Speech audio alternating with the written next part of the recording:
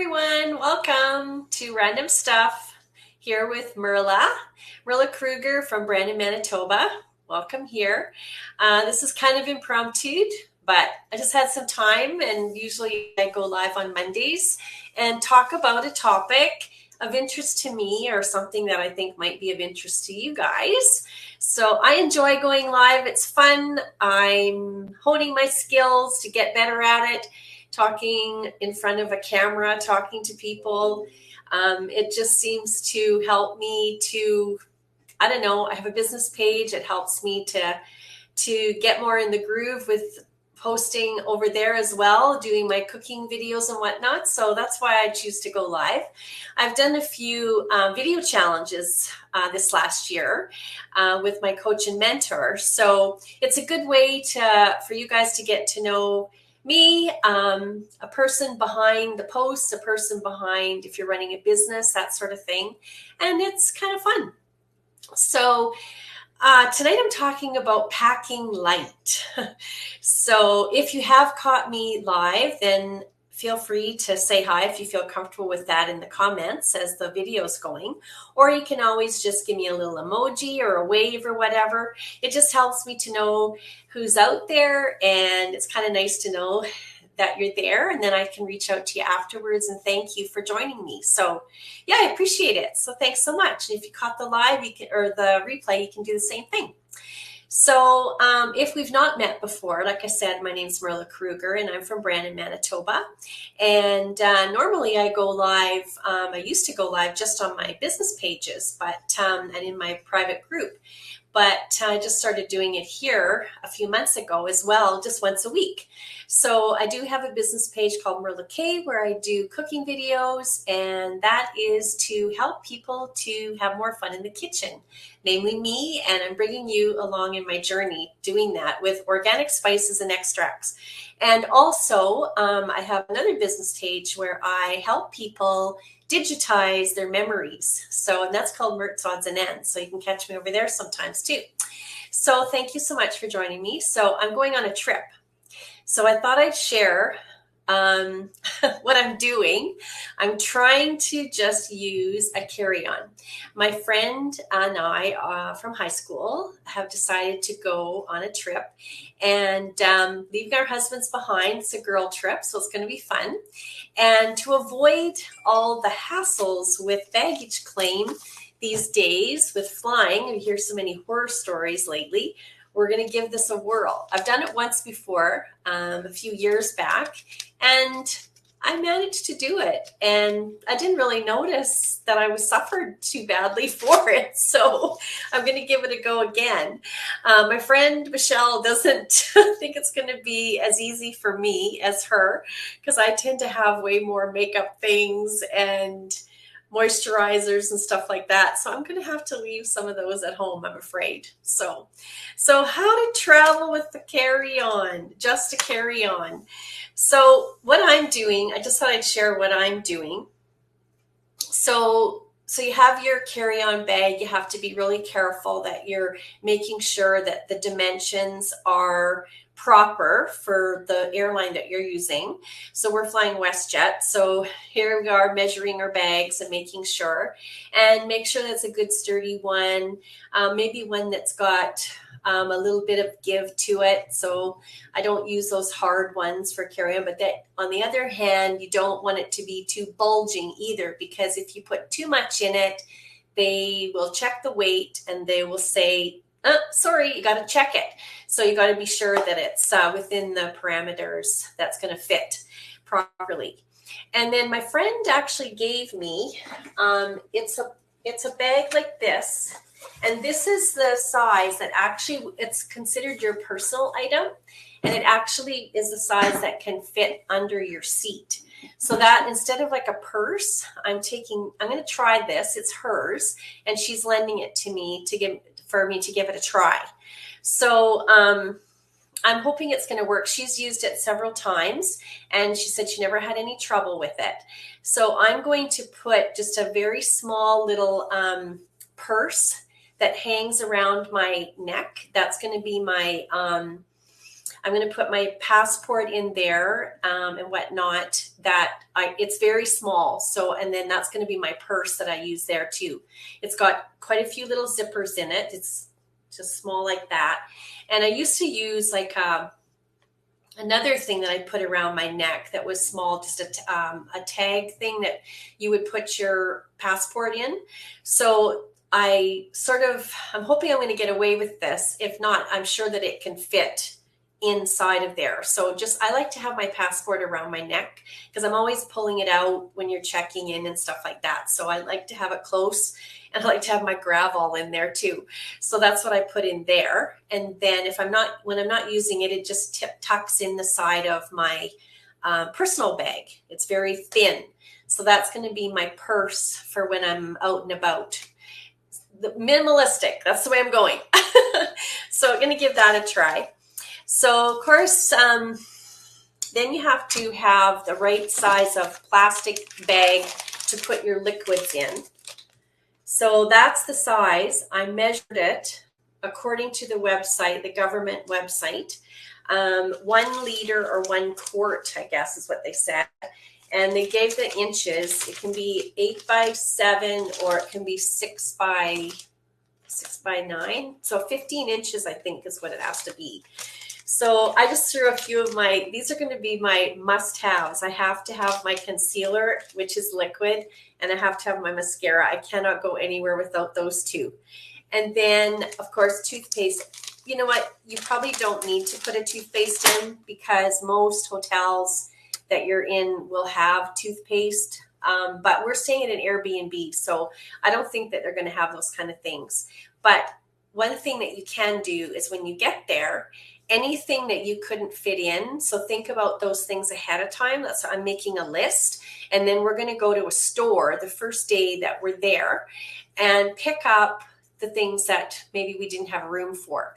Like for me, it's going to be like a small little mouthwash because I have dry mouth when I sleep. And so when I wake up, I like to swish with mouthwash when I get up. So I can't stand going without that. And I don't want to have to put that in my little bag to take up space because I'm not sure how many other things I'm going to have to put in there. So I think mouthwash will be one. You could pick up your toothpaste there and just leave what you don't use. We have a washer and dryer in our Airbnb. So we are taking as few clothes. We're taking enough for like probably 7 days. And then our stay is like a total of 12 days with our travel days. So we can probably just do like a load of laundry in between. So we're going to pick up a little thing of laundry soap when we get there. That sort of thing. So, and then these are the little, of course you guys all know this, but I bought brand new ones like this. So I have a special shampoo that it's a must have. So because I have a condition on my scalp that I need to use. So like, you'll fill it with your must haves in your little liquids. And, I'm finding that it's not bad because when you think about it, like eyebrow pencil is not a liquid, so I can take that. It's very skinny. One thing I was wondering about was whether for face cleanser. I'm kind of fussy about that. So I actually found a really nice, natural face cleansing bar. So I'm going to take that. And so that can just fit in my side pocket. It's not a liquid. So that's going to be for my face. And then, of course, my sunscreen for my face is going to be a must-have. So this is my SPF. So it can go in there. But I am going to take it out of this one and because I don't use very much of this, and it's just on my face. So I am going to add my liquid. I'm going to put it in a different container, and I'm going to add my liquid. I lost my train of thought. Sorry. Oh, my foundation, my liquid foundation. I'm going to add it to my sunscreen. I'm going to try it. And so that can save on another container because I don't really use foundation a lot. I just like to have a little bit of a color around here. So I'm going to try that. So that should fit in there. And the one that I'll choose will be even smaller than this. So, and then of course, if you run out, you can always go to the store, right? So the other thing that we're not going to take is our actual suntan lotion. We're going to buy it there at the store, and we're going to share. So we'll buy like a bigger bottle. And you know what we don't use, we'll just leave it in the Airbnb or give it to the girl or something, whatever. So that's not a big issue. And then I thought this was cool. I found these a long time ago, and I love this little set that I got from, her name was Cindy Boom, I think it was, online.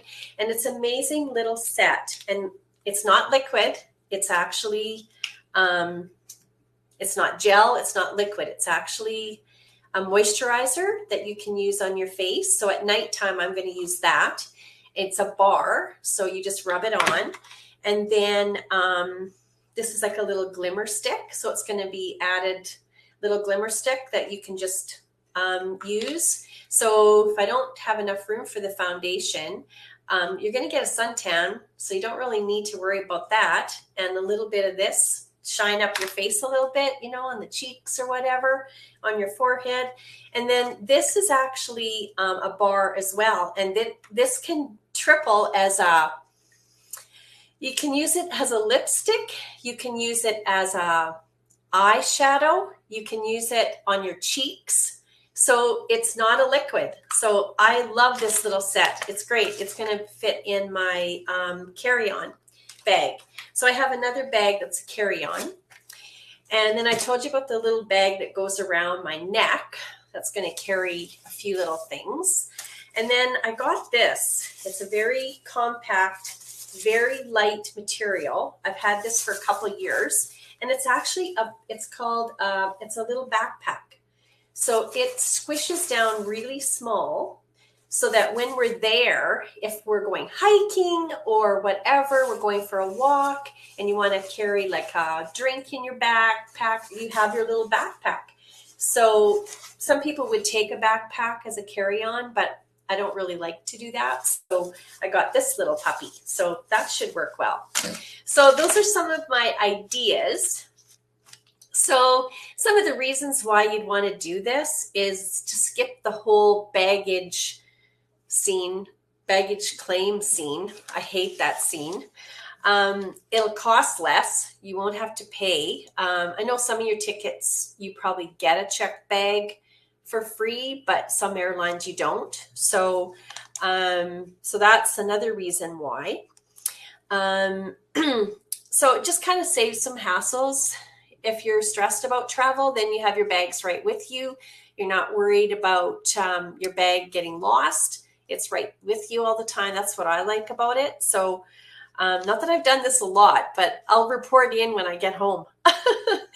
What else can I say? I have some notes here because I don't want to forget anything. Traveling light is an acquired skill, I guess you'd want to call it. It's not for everybody. Some people would just say like, oh my gosh, no, I'm not doing that. So I think the biggest thing is to read up on the restrictions, make sure you're doing exactly following the guidelines. And you are allowed that personal item, so take advantage of it. Get the biggest one that'll fit under there as possible, I guess. And then clothing. Let's talk about the clothing. So some of the suggestions that I've been reading online a little bit is wear your bulkiest clothes on your body. So for us, of course, we're leaving in the winter and we're going to be getting there.